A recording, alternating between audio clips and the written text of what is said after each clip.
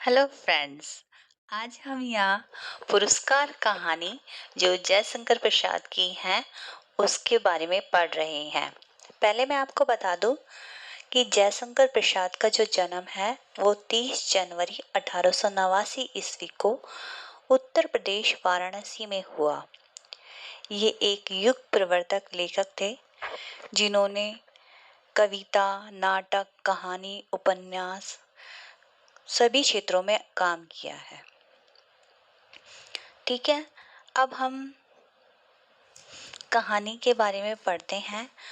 आप imaging power के द्वारा उसे महसूस करना, कहानी के भाव को। आद्रा नक्षत्र, आकाश में काले काले बादलों की घुमड़, जिसमें देव दुंदनी का गंभीर घोष। प्राचीन के एक नैरब कोने में स्वर्ण पुष्प झांकने लगा था। देखने लगा महाराज की सवारी।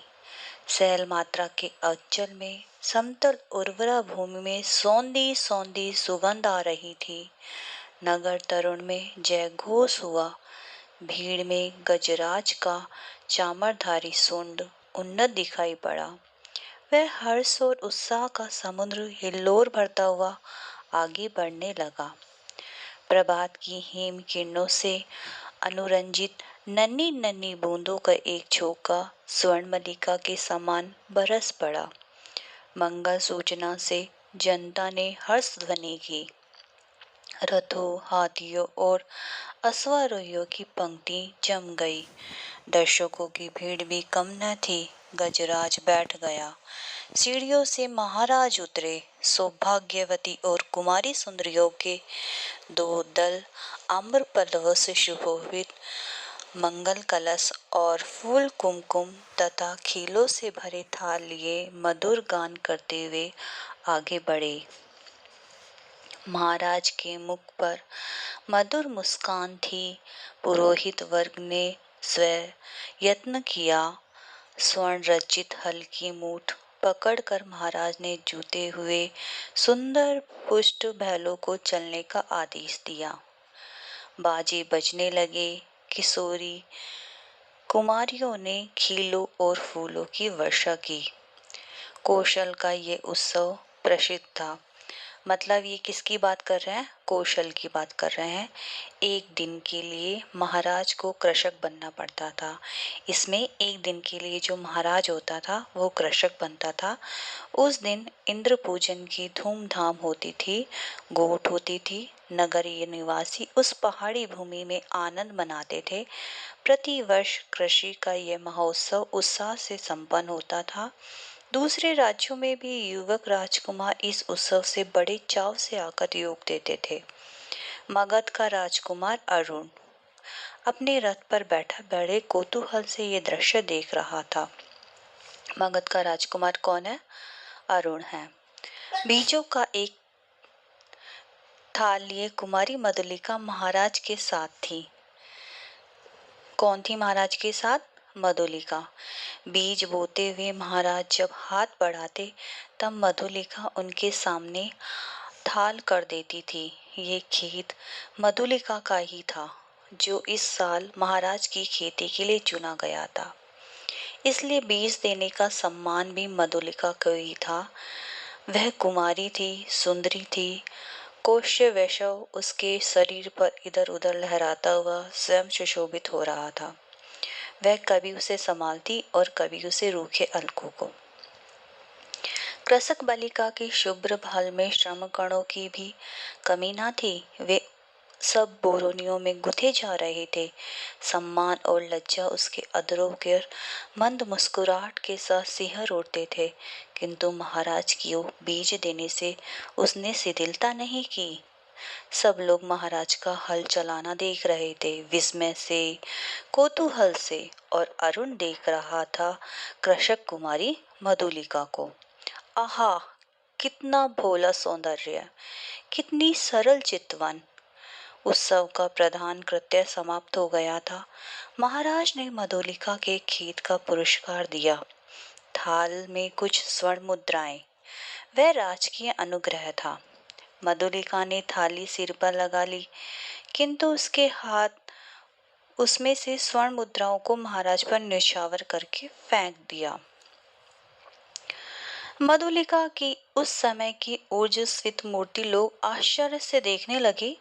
महाराज की भ्रगटी भी जरा चढ़ी ही थी कि मधुलिका ने सविनय से कहा, देव, ये मेरे पितृ पितामहों की भूमि है, इसे बेचना अपराध है, इसलिए मूल्य स्वीकार करना मेरे सामर्थ्य के बाहर है। महाराज के बोलने के पहले ही वृद्ध मंत्री तीखे स्वर में कहा, अबोध, क्या बक रही हो? राजकीय अनुग्रह का तिरस्कार? तेरी भूमि में चौगाना मूल्य है, फिर कौशल का तो ये सुनिश्चित राष्ट्रीय नियम है। तू आज से राष्ट्रीय रक्षण पाने की अधिकारनी हुई। इस धन से अपने को सुखी बना।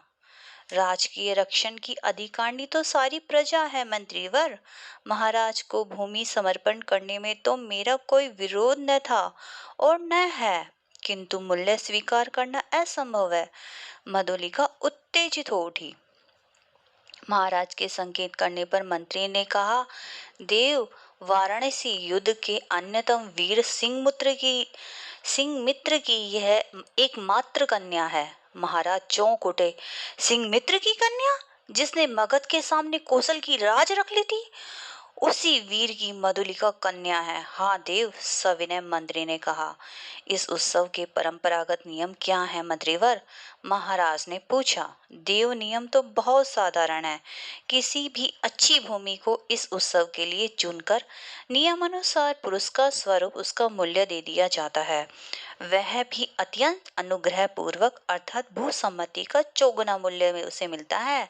उस खेती को वही व्यक्ति वर्ष भर देखता है, वह राजा का खेत कहा जाता है।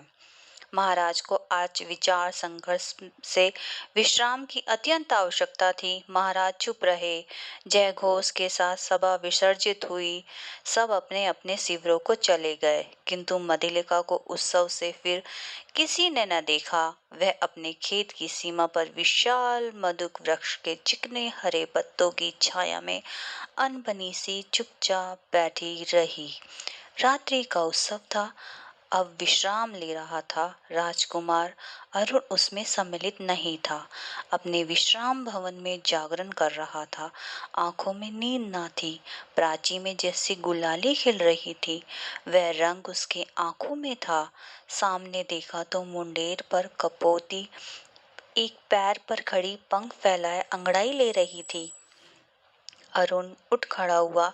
द्वार पर सुसज्जित अश्व था। वह देखते देखते नगर तोरण पर जा पहुंचा। रक्षक गण ऊँघ रहे थे। अश्व के पैरों के शब्द से चौंक उठे। युवक कुमार तीर सा निकल गया। सिंधु देश का तुरंग प्रभात के पवन से पुलकित हो रहा था।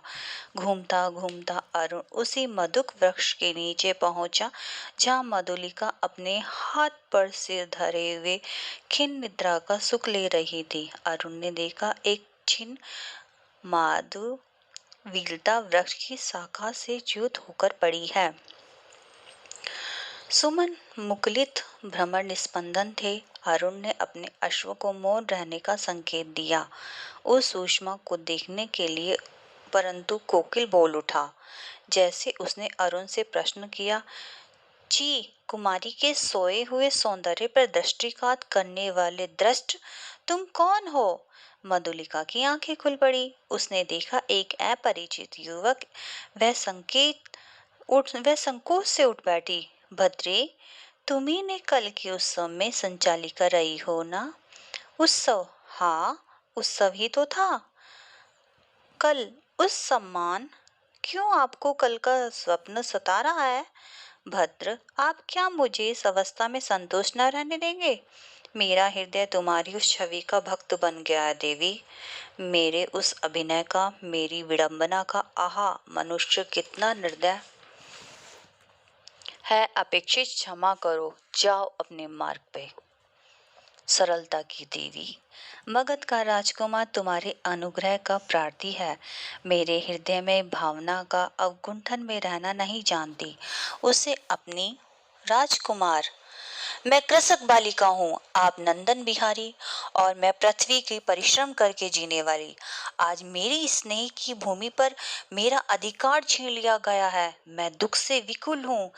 मेरा उपहास ना करो। मैं कौशल नरेश से तुम्हारी भूमि तुम्हें दिलवा दूंगा। नहीं, वह कौशल का राष्ट्रीय नियम है। मैं उसे बदलना नहीं चाहती, चाहे उससे मुझे कितना ही दुख हो। तब तुम्हारा रहस्य क्या है? यह रहस्य मानव हृदय का है, मेरा नहीं। राजकुमार नियमों से यदि मानव हृदय बाध्य होता तो आज मगध के राजकुमार का हृदय किसी राजकुमारी की ओर न खींचकर एक कृषक बालिका का अपमान करने न आता। मधुलिका उठ खड़ी हुई। चोट खाकर राजकुमार लौट पड़ा। किशोर किरणों से उसकी रत्न किरीट चमक उठा। अश्व वेग से चला जा रहा था और मधुलिका निष्ठुर प्रहार करके क्या स्वयं आहत ना हुई? उसके हृदय में टीस ना हुई होगी? वह सजल नेत्रों से उड़ती हुई धूल देखने लगी। मधुलिका ने राजा का प्रतिपादन अनुग्रह नहीं लिया। वह दूसरों के खेतों में काम करती और चौथे पहर रूखी सूखी खाकर पड़ी रहती। मधुक वृक्ष के नीचे एक छोटी सी पर्ण कुटीर थी। सूखे डंठलों से दीवार बनी हुई थी। मधुलिका का वही आश्रम था। कठोर परिश्रम से जो रूखा सूखा अन्न मिलता था वह उसकी सांसों को बढ़ाने के लिए पर्याप्त था। दुबली होने पर भी उसके अंग पर तपस्या की क्रांति थी। आसपास के कृषक उसका आदर करते थे। वह एक आदर्श बालिका थी। दिन, सप्ताह, महीने और वर्ष बीतने लगे। शीतकाल की रोशनी, मेघों से भरा आकाश जिसमें बिजली की दौड़ धूप, मधुलिका का साजन टपक रहा था। ओढ़ने की कमी थी। वह ठिठुरन एक कोने में बैठी थी। मधुलिका अपने अभाव को आज बढ़ाकर सोच रही थी। जीवन का सामंजस्य बनाए रखने वाले उपकरण तो अपनी सीमा निर्धारित करते हैं, परंतु उसकी आवश्यकता और कल्पना भावना के साथ बढ़ती घटती रहती है। आज बहुत दिनों बाद उसे बीती हुई बातें याद आ रही थी। 2 नहीं नहीं 3 वर्ष हुए होंगे। इसी मधु के नीचे प्रभात में तरुण राजकुमार ने क्या कहा था? वह अपने हृदय से पूछने लगी।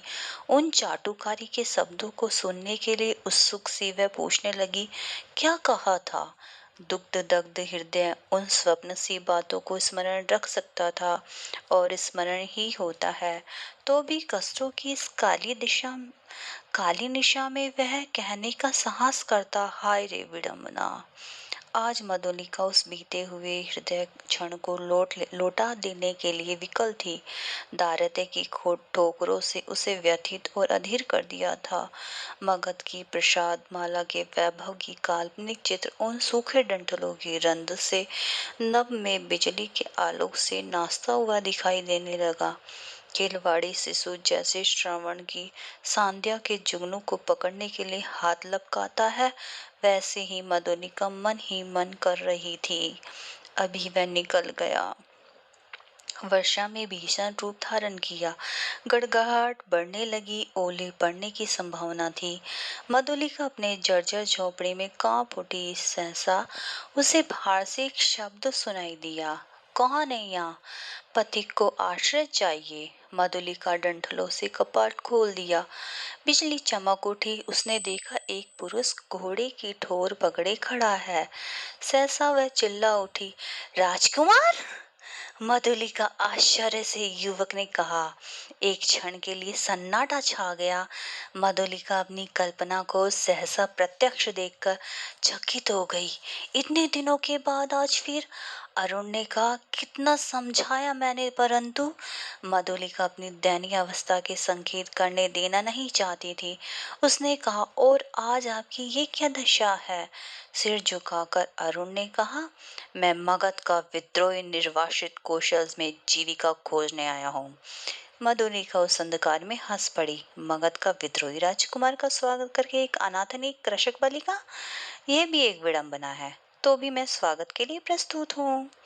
शीतकाल की निस्तब्ध रजनी, कोहरे में धुली हुई चांदनी, हाड़ कंपा देने वाली समीर, तो भी अरुण और मधुलिका दोनों पहाड़ी गैस स्वर के द्वार पर चटवट के नीचे बैठे बातें कर रहे थे। मधुलिका की वाणी में उत्साह था, किंतु अरुण जैसे अत्यंत सावधान होकर बोलता। मधुलिका ने पूछा, जब तुम इतनी विपन्न अवस्था में हो तो भी तुम इतने सैनिकों को अपने साथ रखने की क्या आवश्यकता है? मधुलिका, बाहुबल ही तो वीरों की आजीविका है। ये मेरे जीवन मरण के साथी हैं, भला मैं इसे कैसे छोड़ सकता हूँ? और करता भी क्या? क्यों? हम लोग परिश्रम से कमाते और खाते हैं। अब तो तुम भूल न करो, मैं बाहुबल पर भरोसा करता हूँ, नए राज्य की स्थापना कर सकता हूँ। निराश क्यों हो जाऊं? अरुण के शब्दों में कंपन था। वह जैसे कुछ कहना चाहता था, वह कह न सकता था। नवीन राज्य, ओहो, तुम्हारा उत्साह तो कम नहीं है। भला कैसे? कोई ढंग बताओ तो मैं भी कल्पना का आनंद ले लूं। कल्पना का आनंद नहीं मधुलिका, मैं तुम्हें राजरानी के सम्मान से सिंहासन पर बिठाऊंगा। तुम अपने चुने हुए खेत की चिंता करके भयभीत न हो। एक क्षण में सरल मधुलिका के मन में प्रसाद का अंधड़ बहने लगा। द्वंद्व मच गया। उसने सहसा कहा, ओह, मैं सचमुच आज तक तुम्हारी प्रतीक्षा करती थी राजकुमार। अरुण टिटाई में उसके हाथों को दबाकर बोला, तो मेरा भ्रम था सच। तुम मुझे प्यार करती हो। युवती का वक्षस्थल फूल उठा। वह हाँ भी नहीं कह सकती थी और ना भी नहीं कह सकती थी। अरुण ने उसकी अवस्था का अनुभव कर लिया। कुशल सा मनुष्य के समान उसके अवसर को हाथ से न जाने दिया। तुरंत बोल उठा, तुम्हारी इच्छा हो तो मैं प्राणों से पण लगाकर मैं तुम्हें इस कुशल सिंहासन पर बिठा दूं। मधुलिके, अरुण के खड़क का आतंक देखोगी? मधुलिका एक बार कांप उठी। वह कहना चाहती थी नहीं, किंतु उसके मुंह से निकला, क्या? सत्य मधुलिका, कौशल नरेश तभी से तुम्हारे लिए चिंतित है, ये मैं जानता हूँ। तुम्हारी साधारण सी प्रार्थना वे अस्वीकार न करेंगे। और मुझे यह भी विदित है कि कौशल के सेनापति अधिकांश सैनिकों के साथ पहाड़ी दस्युओं का दमन करने के लिए बहुत दूर चले गए थे। ये वाला क्वेश्चन पिछले फर्स्ट ग्रेड में आया हुआ है कि किसने सैनिकों का दमन किया था, तो उसका आंसर था पहाड़ी दस्युओं ने। मधुलिका की आंखों से आगे बिजली हंसने लगी। दारुण भावना से उसका मस्तक विकृत हो उठा। अरुण ने कहा, तुम बोलती नहीं हो। जो कहोगे वह करूंगी, मधुमुखी मधुलिका ने कहा। स्वर्ण मंच पर कौशल नरेश अधर चिंतित अवस्था में आंखें मुखलित किए हैं। एक चामधारणी युवती पीछे खड़ी अपनी कलाई बड़ी कुशलता से घुमा रही है। चामर के शुभ्र आंदोलन का उस प्रकोष्ठ में धीरे धीरे संचालित हो रहे हैं। तांबुल वाहिनी प्रतिमा के समान दूर खड़ी है। प्रतिहारी ने आकर कहा, जय हो देव, एक स्त्री कुछ प्रार्थना लेकर आई है। आंख खोलते हुए महाराज ने कहा, स्त्री प्रार्थना करने आई है? आने दो। प्रतिहारी के साथ मधुलिका आई। उसने प्रणाम किया। महाराज ने स्थिर दृष्टि से उसकी ओर देखा और कहा, तुम्हें कहीं देखा है? 3 बरस हुए देव, मेरी भूमि खेती के लिए ली गई थी।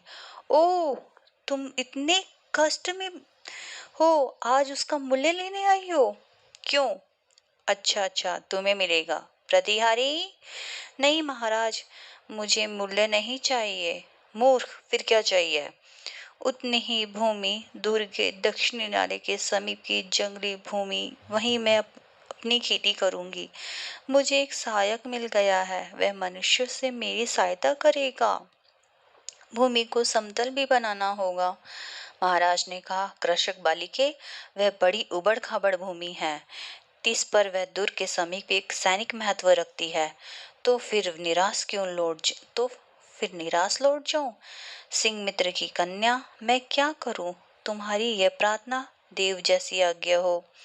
जाओ, तुम श्रमजीवियों को उसमें लगाओ। मैं अमात्य को आज्ञा पत्र देने का आदेश करता हूँ।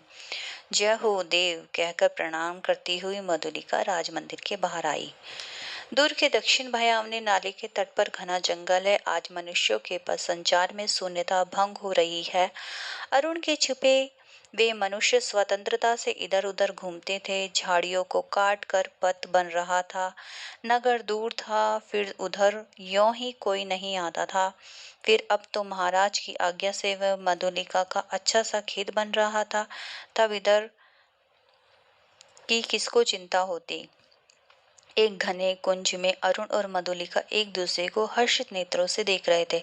संध्या हो चली थी। उस निबिड़ वन में उन नवागत मनुष्यों को देखकर पक्षीगण अपने नीड़ को लौटते हुए अधिक कोलाहल कर रहे थे। प्रसन्नता से अरुण की आंखें चमक उठी थी। सूर्य की अंतिम किरण झुरमुर से घूमकर मधुलिका के कपोलों में खेलने लगी थी। अरुण ने कहा, 4 पहर और विश्वास करो, प्रभात में ही इस जीर्ण कलेवर कौशल राष्ट्र की राजधानी श्रावती में तुम्हारा अभिषेक होगा और मगध से निर्वासित में एक स्वतंत्र राष्ट्र का अधिपति बनूंगा। मधुलिके, भयानक अरुण, तुम्हारा साहस देखकर मैं चकित हो रही हूँ। केवल 100 सैनिकों से तुम रात के तीसरे पहर में मेरी विजय यात्रा होगी, तो तुमको इस विजय पर विश्वास है? अवश्य। तुम अपनी झोपड़ी में एक रात बिताओ, प्रभात से तो राज मंदिर ही तुम्हारा लीला निकेतन बनेगा। मधुलिका प्रसन्न थी, किंतु अरुण के लिए उसकी कल्याण कामना सशंक थी। वह कभी कभी उद्विग्न सी होकर बालकों के समान प्रश्न कर बैठती। अरुण उसका समाधान कर देता। सहसा कोई संकेत पाकर उसने कहा, अच्छा, अंधकार अधिक हो गया, अभी तुम्हें दूर जाना है और मुझे भी प्राण पक्ष से इस अभियान में प्रारंभिक कार्य को अर्धरात्रि तक पूरा कर लेना चाहिए। तब रात्रि भर के लिए विदा। मधुलिका उठी, खड़ी रही, कटीली झाड़ियों में उलझती हुई क्रम से बढ़ने वाले अंधकार से वह झोपड़ी की ओर चली। पथ अंधकार में था और मधुलिका का हृदय भी निबिड़तम से घिरा था। उसका मन सहसा विचलित हो उठा। मधुरता नष्ट हो गई थी। जितनी सुख कल्पना थी वह जैसे अंधकार में विलीन होने लगी। वह भयभीत थी। पहला भय उसे ये था कि वह सफल होगा या नहीं होगा। फिर सहसा सोचने लगी, वह क्यों सफल हो? श्रावती दुर्ग एक विदेशी के अधिकार में क्यों चला जाए? मगध का चिर शत्रु, ओ उसकी विजय! कौशल नरेश ने क्या कहा था? सिंहमित्र की कन्या, सिंहमित्र कौशल का रक्षक वीर, उसी की कन्या आज क्या करने जा रही है? नहीं नहीं, मधुलिका, मधुलिका, जैसे उसके पिता उस अंधकार से पुकार रहे थे। वह पगली सी ऐसे चिल्ला उठी और रास्ता भूल गई। रात एक पहर बीत चली, पर मधुलिका अपनी झोपड़ी तक न पहुंची। वह उधेड़बुन में विक्षिप्त सी चली जा रही थी। उसकी आंखों के सामने कहीं सिंहमित्र और कहीं अरुण की मूर्ति अंधकार में चित्रित होने जाती थी। उसके सामने आलोक दिखाई पड़ता था। वह बीच पथ में खड़ी हो गई। प्राय 100 उल्काधारी अश्वारोही चले आ रहे थे और आगे आगे एक वीर अधेड़ सैनिक था। उसके बाएं हाथ में अश्व की वल्गा और दाहिनी हाथ में नग्न खड़ग। अत्यंत धीरता से वह टुकड़ी अपने पथ पर चल रही थी, परंतु मधुलिका बीच पथ में हिली नहीं। प्रमुख सैनिक पास आ गए और वह मधुलिका अब भी नहीं हटी। सैनिक ने अश्व रोककर कहा, कौन? कोई उत्तर नहीं मिला। तब तक दूसरे अश्वारोही ने सड़क पर कहा, तो कौन स्त्री है? कौशल के सेनापति को उत्तर शीघ्र दे। रमणी जैसे विकार ग्रस्त स्वर में चिल्ला उठी, बांध लो मुझे, बांध लो, मेरी हत्या कर दो, मैंने अपराध किया है। सेनापति हंस पड़े, बोले, पगली है? पगली नहीं, यदि वही होती तो इतने विचार वेदना क्यों होती? सेनापति, मुझे बांध लो, राजा के पास ले चलो। क्या है, स्पष्ट कह। श्रावती का दुर्ग एक पहर में दस्युओं के हस्तगत हो जाएगा। दक्षिणी नाले के पार उसका आक्रमण होगा। सेनापति चौंक पड़े। उन्होंने आश्चर्य से पूछा, तू क्या कर रही है? मैं सत्य कह रही हूँ, शीघ्रता करो। सेनापति ने 80 सैनिकों के नाले को धीरे धीरे बढ़ने की आज्ञा दी और स्वयं 20 अश्वारोहियों के साथ दुर्ग की ओर बढ़े।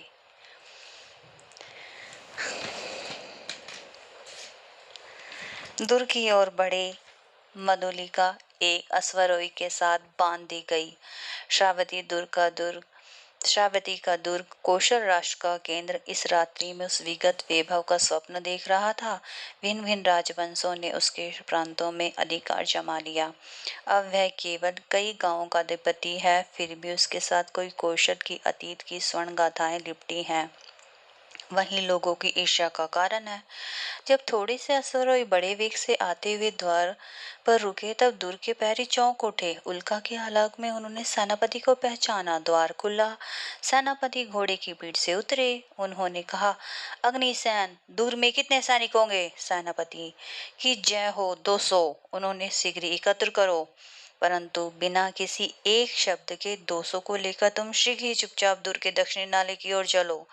आलोक और शब्द न हो। सेनापति ने मधुलिका की ओर देखा, वह खोल दी गई और उसे पीछे आने का संकेत कर सेनापति राजमंदिर की ओर बढ़े। प्रतिहारी ने सेनापति को देखते ही महाराज को सावधान किया।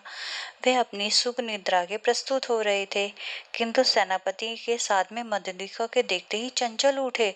सेनापति ने कहा, जय हो देव, इस स्त्री के कारण मुझे इस पर उपस्थित होना पड़ा है। महाराज ने स्तर नेत्रों से कहा, सिंहमित्र की कन्या फिर यहाँ क्यों आई है? क्या तुम्हारा क्षेत्र नहीं बन पा रहा है? कोई बाधा है? सेनापति, मैंने दुर्ग के दक्षिण नाले के समीप की इस भूमि से दे दी है। क्या उसी संबंध में तुम कुछ कहना चाहते हो? देव, किसी गुप्त शस्त्रों ने उसी ओर से आज की रात दूर पर अधिकार कर लेने का प्रबंध किया है और इसी से स्त्री ने मुझे पथ पर यह संदेश दिया है। राजा ने मधुलिका की ओर देखा, वह कांप उठी।